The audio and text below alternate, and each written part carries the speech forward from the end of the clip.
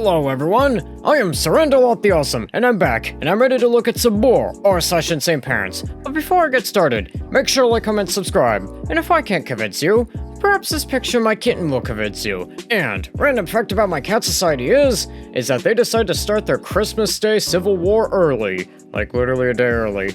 And also before I get started, don't forget to check out my other channel, Surrendalot Reviews, where I do video game, movie, and show reviews, and I'll leave a link in the description down below. And without further ado, let's get to this. So his first post here says, from a website for estranged parents, nobody in the family talks to me anymore, but it can't possibly be because of my actions. No, they have been poisoned against me. And this person here says, my daughter has been estranged from me on and off since my grandkids were babies.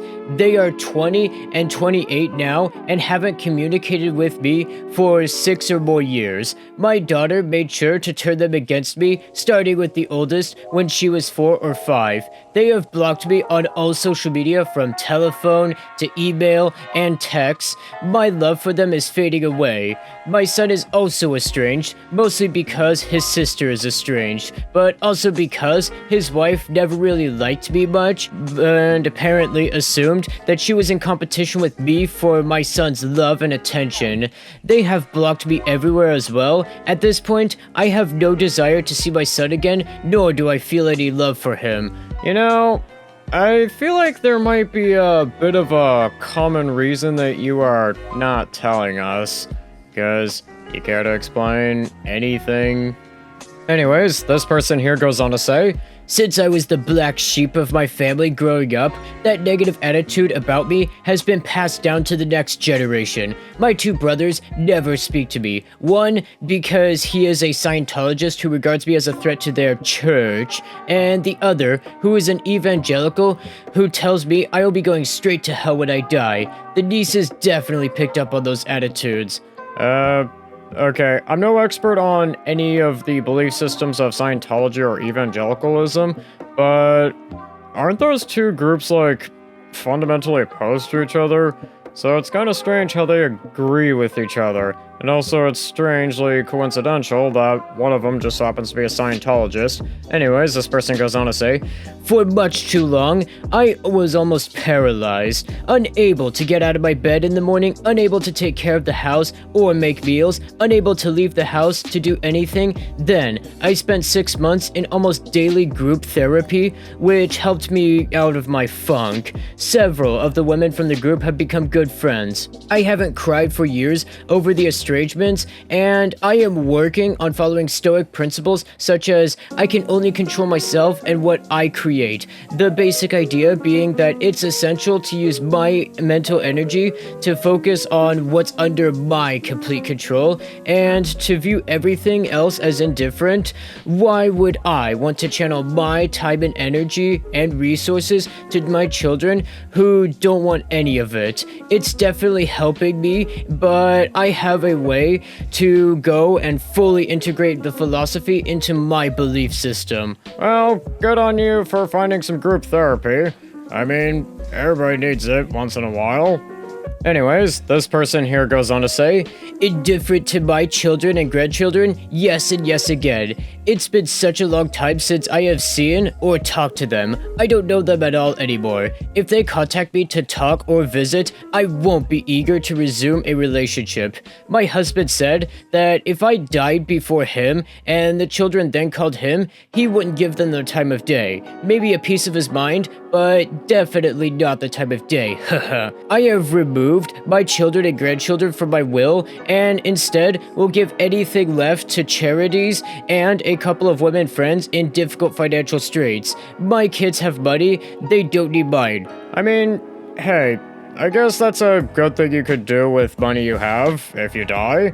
Anyways, this person goes on to say, I wish I could say I gave up my children for Lent, haha, but unfortunately I have no religious beliefs anymore. Just as well, depression in general still holds me down, and I am sure my children are a small part of that. But basically, I am moving forward one step at a time without them. Okay, for this one, I'm gonna probably give this like a 40 out of 50. Hey person, I really don't think it's a multi-generational conspiracy that everybody in your family, multiple generations, are against you. I feel like you're not telling us something that would probably lead us to maybe figuring out why your children and your brothers and also your grandchildren just don't want to have a relationship with you. I feel like there's a lot you're not telling us. And this next post here says, put this man on a list. And this person here says, please help me. My husband just texted me this picture. It's our couch. Our teenage daughter was home with her boyfriend and we just got home. It's wet and smells like bodily fluids, he says. Hey person, the only time that it is acceptable for anyone to be sniffing a wet spot is if it's a cat. And your husband is probably not a cat. Anyways, this person goes on to say, it looks somewhat bloody to me, so obviously they had S on my couch while she's spotting, and now it's stained. Boy, that's some extremely spicy times. Anyways, this person goes on to say, how do I clean that up without changing the upholstery? Hey person, maybe don't post this on Facebook for one, and for two, maybe use Google. Google will probably be way better than Facebook. Trust me. Anyways, this person goes on to say, edit. My daughter will be 20 in 6 months. She's still a teenager. She is not a minor. She's been on her IUD for 2.5 years when she became sexually active with her first boyfriend. She lives with me because she's almost done with her master's degree as she started college at 14, so schools are expensive. She is still a baby in my eyes, so sorry. And I mentioned everything for context of it was S-related fluid because how do you get that out?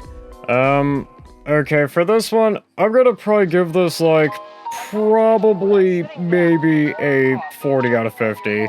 Hey person, from what the comments of this post here have said, it probably is not S fluids.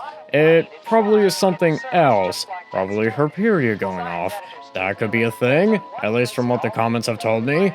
And also, person, again, like I said, maybe, just maybe, use Google. Because Google could probably give you better answers than, and you can also, remain private. And I think with that, that's going to do it for today. Don't forget to like, comment, subscribe, and I'll see you in the next one.